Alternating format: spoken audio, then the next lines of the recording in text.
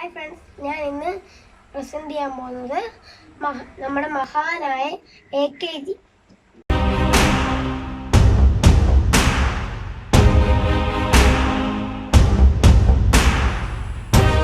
ഞങ്ങളൊരിക്കലും അധികാരത്തിന് മുമ്പിൽ മുട്ടുമടക്കില്ല. ഞങ്ങളൊരിക്കലും ജനങ്ങളെയും ജനാധിപത്യ മൂല്യങ്ങളെയും ഒട്ടുകൊടുക്കില്ല.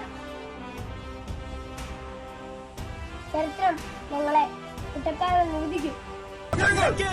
അഭിവാദ്യങ്ങൾ അഭിവാദ്യങ്ങൾ